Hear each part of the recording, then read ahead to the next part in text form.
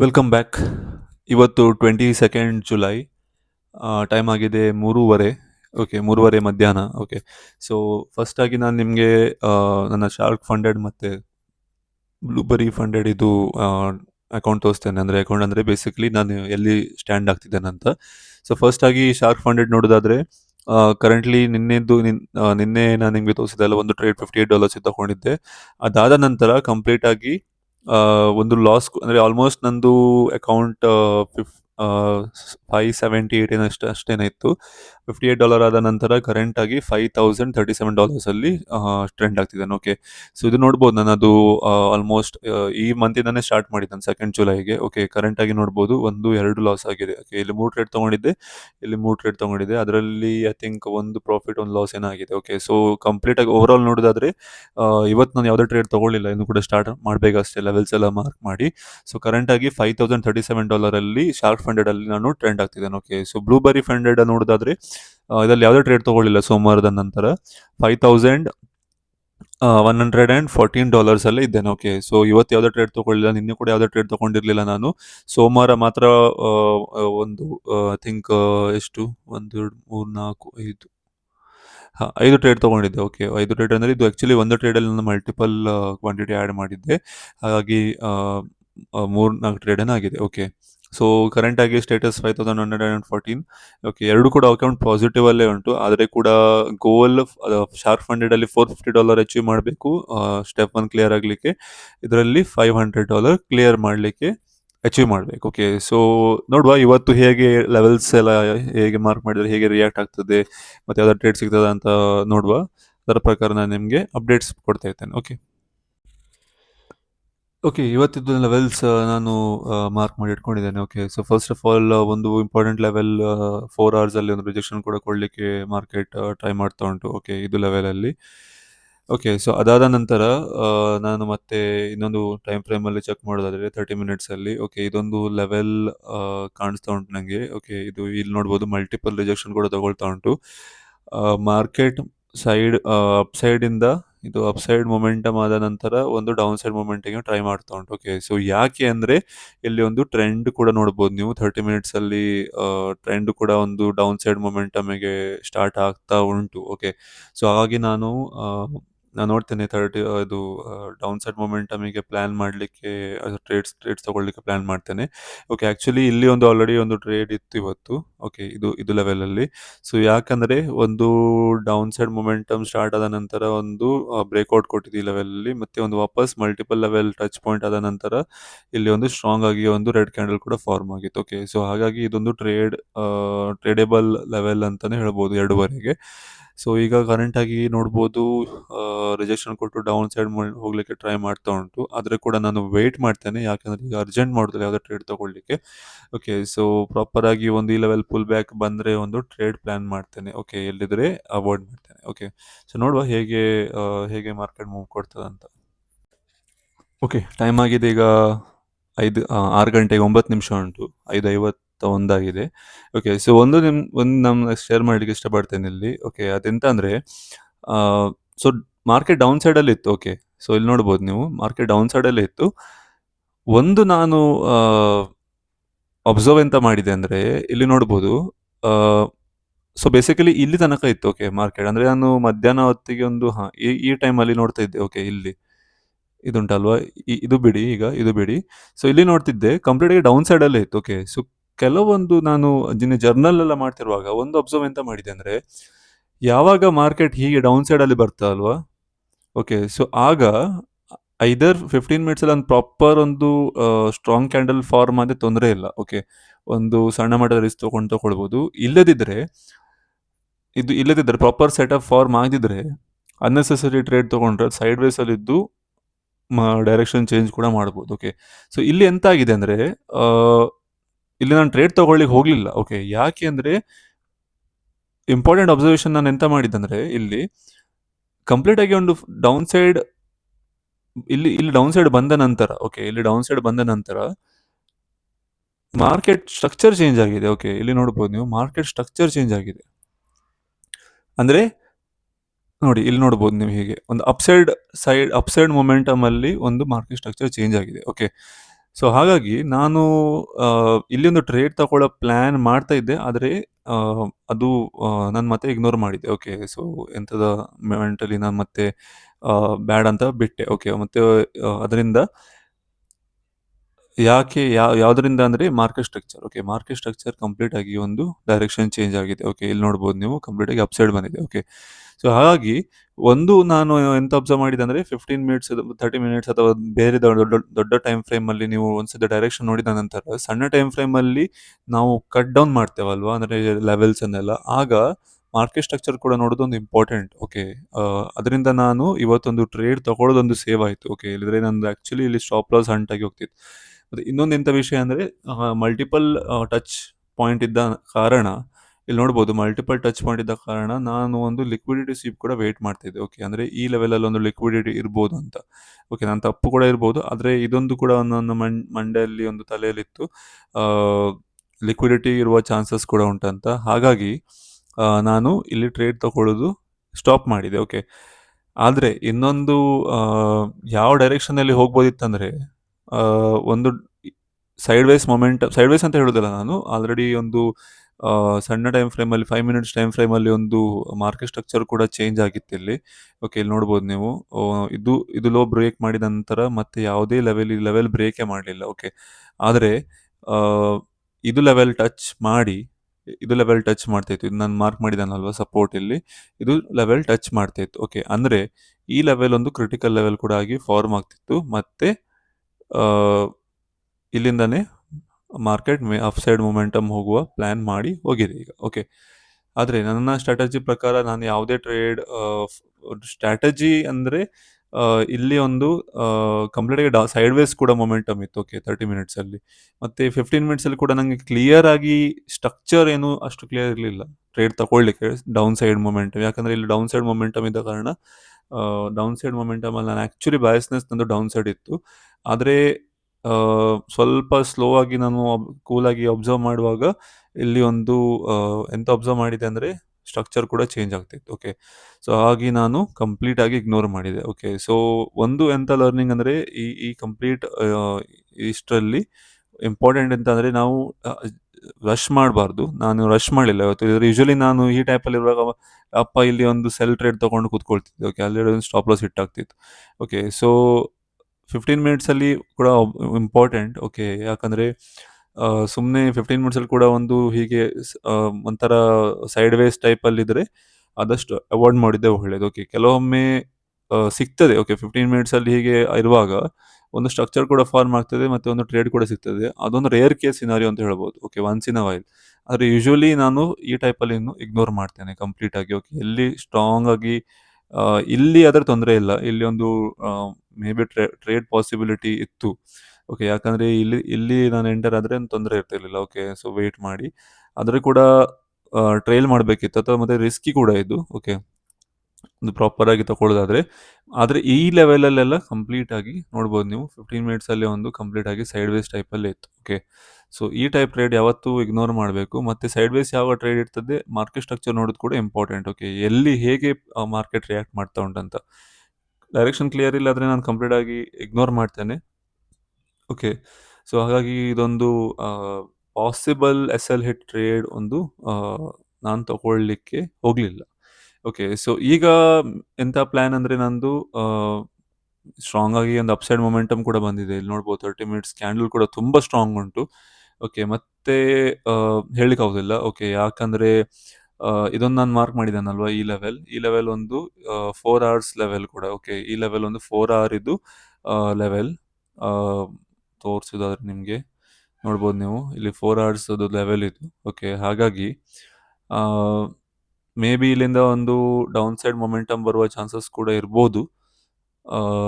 ಮತ್ತು ಒಂದು ಕಂಪ್ಲೀಟಾಗಿ ನಾನು ವೆಯ್ಟ್ ಮಾಡ್ತೇನೆ ಈ ಲೆವೆಲಲ್ಲಿ ಎಲ್ಲಾದರೆ ಬಂದರೆ. ಒಂದು ಸ್ಟ್ರಾಂಗ್ 15 ಮಿನಿಟ್ಸಲ್ಲಿ ಕ್ಯಾಂಡಲ್ ಫಾರ್ಮ್ ಆದರೆ ಮಾತ್ರ ನಾನು ಟ್ರೇಡ್ ತೊಗೊಳ್ತೇನೆ. ಯಾಕಂದರೆ ಲಾಸ್ಟ್ ಟೈಮಲ್ಲಿ ತುಂಬ ಸತಿ ನಟ್ಟಿಗೆ ಎಂತಾಗಿದೆ ಅಂದರೆ ನಾನು ಅರ್ಜೆಂಟ್ ಮಾಡಿ ತೊಗೊಳ್ತೇನೆ ಟ್ರೇಡ್ ಮೇ ಬಿ ಇಲ್ಲಿಂದ. ಆದರೆ ಒಂದು ಲಿಕ್ವಿಡಿಟಿ ಸ್ವೀಪ್ ಕೂಡ ಇರ್ತದೆ 4 ಅವರ್ಸಲ್ಲಿ. ಓಕೆ. ಯಾಕಂದರೆ 4 ಅವರ್ಸಲ್ಲಿ ಹೆವಿ ಲಿಕ್ವಿಡ್ ಇರ್ತದೆ. ತುಂಬ ಸ್ವಿಂಗ್ ಟ್ರೇಡರ್ಸ್, ದೊಡ್ಡ ದೊಡ್ಡ ಇನ್ಸ್ಟಿಟ್ಯೂಷನವರೆಲ್ಲ ವೇಟ್ ಮಾಡ್ತಿರ್ತಾರೆ ಈ ಲೆವೆಲಲ್ಲಿ ಹೇಗೆ ಟ್ರ್ಯಾಪ್ ಮಾಡಬೇಕಂತ ರಿಟೇಲ್ ಟ್ರೇಡರ್ಸಿಗೆ.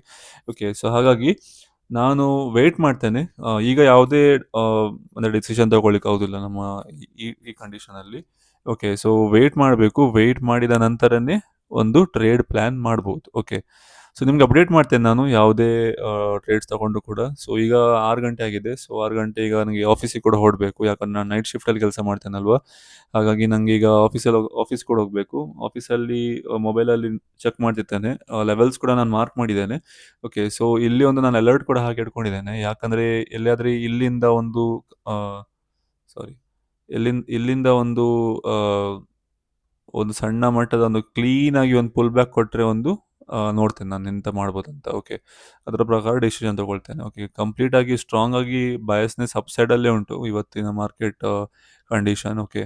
ಸೊ ಆದ್ರೆ 4 hour ಅಲ್ಲಿ ಹೇಳಿಕ್ ಹೇಗೆ ರಿಯಾಕ್ಟ್ ಆಗ್ತದೆ ಅಂತ. ಮೇ ಬಿ ಇಲ್ಲಿ ಒಂದು ರಿಜೆಕ್ಷನ್ ಕೊಟ್ಟು ಕೂಡ ಕೆಳಗೆ ಬರ್ಬೋದು, ಅಥವಾ ಸ್ಟ್ರಾಂಗ್ ಆಗಿ ಅಪ್ಸೈಡ್ ಕೂಡ ಹೋಗ್ಬೋದು. ಓಕೆ. ಸೊ ನೋಡುವ ಹೇಗೆ ಔಟ್ಕಮ್ ಕೊಡ್ತದೆ ಅಂತ. ಅದರ ಪ್ರಕಾರ ನಾವು ಡಿಸಿಷನ್ ತಗೊಳ್ತೇನೆ ನಾನು. ಓಕೆ.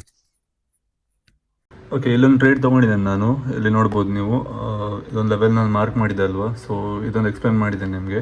ಸೊ ಎಂತಾಯ್ತಂದರೆ ಇಲ್ಲಿಂದ ಸ್ಟ್ರಾಂಗ್ ಆಗಿ ಅಪ್ಸೈಡ್ ಮೂಮೆಂಟ್ ಹೋದ ನಂತರ ಒಂದು ಸ್ಟ್ರಾಂಗ್ ಆಗಿ ಡೌನ್ ಸೈಡ್ ಮೂಮೆಂಟಮ್ ಬಂದಿದೆ. ಸೊ ನನ್ನ ಲಾಜಿಕ್ ಪ್ರಕಾರ ನನ್ನ ಇದರ ಹಿಂದೆ ಎಂಥ ಲಾಜಿಕ್ ಅಂದರೆ, ಇಲ್ಲಿ ನಾನು ಬೈ ಟ್ರೇಡ್ ತೊಗೊಂಡಿದ್ದೇನೆ. ಇಲ್ಲಿ ಒಂದು ಅಪ್ಸೈಡ್ ಮೊಮೆಂಟಮ್ ಹೋಗಿ ಸ್ಟ್ರಾಂಗ್ ಆಗಿ ಡೌನ್ ಸೈಡ್ ಮೊಮೆಂಟಮ್ ಬಂದು ಎಲ್ಲರನ್ನು ಇಲ್ಲಿ ಈ ಲೆವೆಲಲ್ಲಿ ಇದ್ದ ಲಿಕ್ವಿಡಿಟಿ ಒಂದು ಸ್ವೀಪ್ ಮಾಡಿದೆ. ಓಕೆ. ಸೊ ಅದರಿಂದಾಗಿ ನಾನು ಒಂದು ಬೈ ಸೈಡ್ ಟ್ರೇಡ್ ತೊಗೊಂಡಿದ್ದೇನೆ ಇಲ್ಲಿ. ಓಕೆ. ಇಲ್ಲಿ ನೋಡ್ಬೋದು ನೀವು. ಇದು ಬ್ಲೂಬೆರಿ ಫಂಡೆಡಲ್ಲೇ ಟ್ರೇಡ್ ತೊಗೊಂಡಿದ್ದೇನೆ. ಓಕೆ. ನಿಮಗೆ ಇವತ್ತು ತೋರಿಸಿದೆ ನಾನು. $5114 ಇದು ಅಕೌಂಟ್ ರನ್ ಆಗ್ತಾ ಉಂಟು ಕರೆಂಟ್ಲಿ. ಓಕೆ. ಸೊ ಇಲ್ಲಿ 15 ಮಿನಿಟ್ಸಲ್ಲಿ ಒಂದು ಪ್ರಾಪರ್ ಒಂದು ರಿಜೆಕ್ಷನ್ ಕೊಟ್ಟಿದೆ. ಓಕೆ. ಹಾಗಾಗಿ ನಾನು ಇಲ್ಲೊಂದು ಟ್ರೇಡ್ ತೊಗೊಂಡಿದ್ದೇನೆ. ಸೊ ಈಗ ನೋಡುವ ಹೇಗೆ ಔಟ್ಕಮ್ ಕೊಡ್ತದೆ ಅಂತ. ಸೊ ಕರೆಂಟಾಗಿ ನೋಡ್ಬೋದು ನೀವು $14 ಅಷ್ಟು ಪ್ರಾಫಿಟ್ ರನ್ ಆಗ್ತಾ ಉಂಟು. ಸೊ ಟಾರ್ಗೆಟ್ ನಂದು ಆಲ್ಮೋಸ್ಟ್ $60. ಇದರದ್ದು ಸ್ಟಾಪ್ ಲಾಸ್ $28 ಇಟ್ಕೊಂಡಿದ್ದೇನೆ ನಾನು. ಇಲ್ಲಿ ನೋಡ್ಬೋದು ನೀವು. $23 ಸ್ಟಾಪ್ ಲಾಸ್ ಆ್ಯಂಡ್ $68 ಟಾರ್ಗೆಟ್ ಇಟ್ಕೊಂಡಿದ್ದೇನೆ. ಓಕೆ. ಸೊ ನೋಡುವ ಇಲ್ಲಿ ತನಕ ಹೋಗ್ತದೆ ಅಂತ. ಆಲ್ರೆಡಿ ಒಂದು ಸ್ಪೈಕ್ ಕ್ಯಾಂಡಲ್ ಬಂದಿದೆ. ಸೊ ನೋಡುವ. ಆದರೆ ನಾನು ಇದು ಇನ್ ಕೇಸ್ ಒಂದು ಅಪ್ಸೈಡ್ ಈ ಲೆವೆಲ್ ಟಚ್ ಆದ ನಂತರ ನಾನು ಇದೊಂದು ಕಾಸ್ಟ್ ಟು ಕಾಸ್ಟಲ್ಲಿ ಟ್ರೈ ಮಾಡ್ತೇನೆ. ಓಕೆ. ಸೊ ನೋಡುವ ಹೇಗೆ ಔಟ್ಕಮ್ ಕೊಡ್ತಾ ಅಂತ ನಿಮಗೆ ಅಪ್ಡೇಟ್ ಮಾಡ್ತೇನೆ ನಾನು. ಓಕೆ. ಸೊ ನಿನ್ನೆ ನಾನು ನಿಮಗೆ ಎಕ್ಸ್ಪ್ಲೇನ್ ಮಾಡಿದ್ದೆ ಒಂದು ಟ್ರೇಡ್ ತೊಗೊಂಡಿದ್ದೇನಂತ. ಸೊ ಅದು ಮ್ಯಾನ್ಯುವಲ್ ಎಕ್ಸಿಟ್ ಆದೆ. ಓಕೆ. ಈ ಲೆವೆಲಲ್ಲಿ. ಯಾಕಂದರೆ ಈ ಲೆವೆಲಲ್ಲಿ ನೋಡ್ಬೋದು ನೀವು. ಒಂದು ಆ್ಯಕ್ಚುಲಾಗಿ ಒಂದು ರೆಸಿಸ್ಟೆನ್ಸ್ ಕೂಡ ಇತ್ತು, ಮತ್ತು ಒಂದು ಪ್ರಾಪರಾಗಿ ಆಲ್ರೆಡಿ ಒಂದು ಫಸ್ಟ್ ಟೈಮ್ ರಿಜೆಕ್ಷನ್ ಕೂಡ ಇತ್ತು, ಸೆಕೆಂಡ್ ಟೈಮ್ ಒಂದು ವೀಕ್ ರಿಜೆಕ್ಷನ್ ಕೂಡ ಕಾಣಿಸ್ತಾ ಇತ್ತು. ಓಕೆ. ಹಾಗಾಗಿ ನಾನು ಮ್ಯಾನ್ಯುವಲಿ ಎಕ್ಸಿಟ್ ಆದೆ. ಓಕೆ. ಸೊ ಆದರೂ ಕೂಡ ಒಂದು ಇದರ ಹಿಂದೆ ಒಂದು ಕಾನ್ಫಿಡೆನ್ಸ್ ಎಂದು ಕೊಟ್ಟದಂದ್ರೆ ನನಗೆ 5 ಮಿನಿಟ್ಸಲ್ಲಿ 5 ಮಿನಿಟ್ಸಲ್ಲಿ ಒಂದು ಸ್ಟ್ರಾಂಗ್ ಕ್ಯಾಂಡಲ್ ಒಂದು ಫಾರ್ಮ್ ಆಗಿತ್ತು. ಓಕೆ. ಇಲ್ಲಿ ನೋಡ್ಬೋದು. ಓಕೆ. ಇಲ್ಲಿ ನೋಡ್ಬೋದು ಪ್ರಾಪರಾಗಿ ಸ್ಟ್ರಾಂಗ್ ಕ್ಯಾಂಡಲ್ ಫಾರ್ಮ್ ಆಗಿತ್ತು. ಓಕೆ. ಹಾಗಾಗಿ ಇದೊಂದು ಕಾನ್ಫಿಡೆನ್ಸ್ ಕೊಟ್ಟಿದ್ದು ಟ್ರೇಡ್ ತೊಗೊಳ್ಳಿಕ್ಕೆ. ಓಕೆ. ಸೊ ಆದರೆ ಇನ್ನೊಂದು ನೋಟ್ ಮಾಡುವ ವಿಷಯ ಎಂತ ಅಂದರೆ, 15 ಮಿನಿಟ್ಸಲ್ಲಿ ಒಂದು ನೀವು ನೋಡ್ಬೋದು ಇಲ್ಲಿ 15 ಮಿನಿಟ್ಸಲ್ಲಿ ಒಂದು ಸ್ಟ್ರಾಂಗ್ ಆಗಿ ಒಂದು ಗ್ರೀನ್ ಕ್ಯಾಂಡಲ್ ಫಾರ್ಮ್ ಆಗಿತ್ತು. ಓಕೆ. ಸೊ ಇನ್ ಕೇಸ್ ನಾನು 15 ಮಿನಿಟ್ಸಲ್ಲಿ ಕೂಡ ಎಂಟರ್ ಆಗಿದ್ದರೆ ಇಲ್ಲಿ. ಓಕೆ. ಸೊ ಒಂದು ಆ್ಯಕ್ಚುಲಿ ಸ್ಟಾಪ್ ಲಾಸ್ ದೊಡ್ಡದಿರ್ತಿತ್ತು, ಆದರೆ 15 ಮಿನಿಟ್ಸಲ್ಲಿ ಎಂಟರ್ ಆಗಿದ್ದರೆ 1:2 ಕೂಡ ಹಿಟ್ ಆಗ್ತಿತ್ತು. ಆಲ್ಮೋಸ್ಟ್ 1:2.5 ಕೂಡ ಅಚೀವ್ ಆಗ್ತಿತ್ತು. ಓಕೆ. ಸೊ ಅದ್ರ ಕೂಡ ತೊಂದರೆ ಇಲ್ಲ. ಎಲ್ಲ ಆಲ್ಮೋಸ್ಟ್ ಒಂದು $30 ಅಷ್ಟು ಪ್ರಾಫಿಟ್ ಆಯಿತು ನನ್ನದು ಬ್ಲೂಬೆರಿ ಅಕೌಂಟಲ್ಲಿ. ಓಕೆ. ಅದಾದ ನಂತರ ಆಫೀಸಲ್ಲಿ ನಾನೊಂದು ಟ್ರೇಡ್ ತೊಗೊಂಡೆ. ಓಕೆ. ಆಫೀಸಲ್ಲಿ ಹೇಗೆ ತೊಗೊಂಡೆ ಅಂದರೆ, ಯಾವ ಕಾನ್ಫಿಡೆನ್ಸ್ ತೊಗೊಂಡೆ ಅಂದರೆ, ಮೊಬೈಲಲ್ಲಿ ನಾನು ಆಲ್ರೆಡಿ ಅಬ್ಸರ್ವ್ ಮಾಡ್ತಾ ಇದ್ದೆ. ಓಕೆ. ಅಬ್ಸರ್ವ್ ಮಾಡಿದ ನಂತರ ಇಲ್ಲಿ ನೋಡ್ಬೋದು ನೀವು. ಈ ಲೆವೆಲಲ್ಲಿ ಒಂದು ರಿಜೆಕ್ಷನ್ ಕೂಡ ನಮಗೆ ಕಾಣಿಸ್ಲಿಕ್ಕೆ ಸಿಗ್ತಿತ್ತು. ಓಕೆ. ಓಕೆ. ಇಲ್ಲಿ ಕೂಡ ಒಂದು ರಿಜೆಕ್ಷನ್ ಕೂಡ ಕಾಣಿಸ್ತಾ ಇತ್ತು. ಇದು 9:30. ಓಕೆ. ರಿಜೆಕ್ಷನ್ ಕಾಣಿಸ್ತಿತ್ತು. ಹಾಗಾಗಿ ನಾನು ಎಂತ ಮಾಡಿದ್ದೆ ಅಂದರೆ, ಆಲ್ರೆಡಿ ಒಂದು ಸ್ಪೈಕ್ ಇದ್ದ ನಂತರ ಒಂದು ಕೌಂಟರ್ ಟ್ರೇಡ್ ಮತ್ತು ಸ್ವಲ್ಪ ರಿಸ್ಕಿ ಟ್ರೇಡ್ ಕೂಡ ಇದು. ಓಕೆ. ನನಗೆ ಕಾನ್ಫಿಡೆನ್ಸ್ ಎಂತ ಕೊಟ್ಟಿದೆ ಅಂದರೆ, 15 ಮಿನಿಟ್ಸಲ್ಲಿ ಒಂದು ಪ್ರಾಪರಾಗಿ ಒಂದು ವೀಕ್ ರಿಜೆಕ್ಷನ್ ಕೂಡ ಕೊಟ್ಟಿದೆ. ಓಕೆ. ಇಲ್ಲಿ ನೋಡ್ಬೋದು 15 ಮಿನಿಟ್ಸಲ್ಲಿ ಒಂದು ಪ್ರಾಪರಾಗಿ ವೀಕ್ ರಿಜೆಕ್ಷನ್ ಕೂಡ ಕೊಟ್ಟಿತ್ತು. ಓಕೆ. ಸೊ ಹಾಗಾಗಿ ನಾನೆಂತ ಮಾಡಿದೆ ಅಂದರೆ, 5 ಮಿನಿಟ್ಸಲ್ಲಿ ಇಮಿಡಿಯೇಟಾಗಿ ವೀಕ್ ರಿಜೆಕ್ಷನ್ ಆದ ನಂತರ ಇಮಿಡಿಯೇಟಾಗಿ ಇಲ್ಲಿ ಎಂಟರ್ ಆದೆ. ಓಕೆ. ಎಂಟರ್ ಆಗಿ ಸ್ಟಾಪ್ ಲಾಸ್ ಇಲ್ಲಿ ಇಟ್ಕೊಂಡಿದ್ದೆ. ಆ್ಯಕ್ಚುಲಿ ಸ್ಟಾಪ್ ಲಾಸ್ ಸ್ವಲ್ಪ ದೊಡ್ಡದಿತ್ತು, ಅದರ ಕೂಡ ಒಂದು ಟಾರ್ಗೆಟ್ ಇಲ್ಲಿತ್ತು. ಓಕೆ. ಸೊ ಹಾಗಾಗಿ ಇಮಿಡಿಯೇಟಾಗಿ ನಾನು ಸ್ಟಾಪ್ ಲಾಸ್ ಸ್ವಲ್ಪ ಸೆಟ್ ಮಾಡಿದ್ದೆ ಇಲ್ಲಿ. ಸಣ್ಣದು ಮಾಡಿದೆ ಯಾಕಂದರೆ ಆಲ್ಮೋಸ್ಟ್ ಡ್ರಾಪ್ ಆಗ್ತಿತ್ತು. ಮತ್ತು ಈ ಲೆವೆಲಲ್ಲಿ ನಾನು ಎಕ್ಸಿಟ್ ಆದೆ. ಓಕೆ, ನಾನು ಆಲ್ರೆಡಿ 1:2 ಇತ್ತಲ್ವ, ಅಲ್ಲಿಂದ ನಾನು ಎಕ್ಸಿಟ್ ಆದೆ. ಓಕೆ, ಆ್ಯಕ್ಚುಲಿ ಟ್ರೇಲ್ ಮಾಡಿದರೆ ತುಂಬ ಒಳ್ಳೆ ಔಟ್ಕಮ್ ಕೂಡ ಕೊಡ್ತಿತ್ತು ನಮಗೆ. ಆ್ಯಕ್ಚುಲಿ ಈ ಲೆವೆಲ್ ತನಕ ಇಟ್ಕೊಂಡ್ರೆ ನಾವು ಒಳ್ಳೆ ಔಟ್ಕಮ್ ಕೂಡ ಕೊಡ್ತಿತ್ತು. ಓಕೆ, ಸೊ ಇದಾಗಿತ್ತು ಇವತ್ತಿನ ಟ್ರೇಡ್. 2 ಟ್ರೇಡ್ ನಾನು ತೊಗೊಂಡದ್ದು. 2 ಕೂಡ ಆ್ಯಕ್ಚುಲಿ ಪ್ರಾಫಿಟಲ್ಲಿ ಹೋಯಿತು. ಆಲ್ಮೋಸ್ಟ್ ಇದು ಟ್ರೇಡಲ್ಲಿ $80 ಅಷ್ಟು ನನಗೆ ಪ್ರಾಫಿಟ್ ಆಯಿತು. ಓಕೆ, ನಿಮಗೆ ನಾನು ತೋರಿಸ್ತೇನೆ ಕೂಡ ಈಗ. ಒಂದು ನಿಮಿಷ.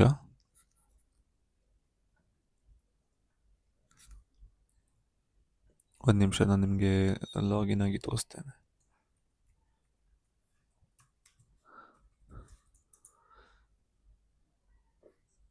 ಸ್ವಲ್ಪ ಪೇಷನ್ಸ್ ಬೇಕು ಟ್ರೇಡಿಂಗಲ್ಲಿ. ಓಕೆ, ಸ್ವಲ್ಪ ಟೈಮ್ ತೊಗೊಳ್ತದೆ, ಆದರೂ ಕೂಡ ಸ್ಟಾಪ್ ಮಾಡಬಾರ್ದು. ಓಕೆ, ಟ್ರೇಡಿಂಗ್ ಮಾಡ್ತಾ ಇರಬೇಕು, ಕಲಿತಾ ಇರಬೇಕು. ಯಾವುದೆಲ್ಲ ನೀವು ಜರ್ನಲ್ಸ್ ಮಾಡ್ತಿರಲ್ವ ಅದನ್ನು ಕಲಿತಾ ಇರಬೇಕು. ಓಕೆ, ಸೊ ಇದು ಬ್ಲೂಬೆರಿ ಫಂಡೆಡ್ ಅಕೌಂಟ್ ನಂದು. ಓಕೆ, ಅದು $30 ನಾನು ನಿಮಗೆ ತೋರಿಸ್ತೇನೆ.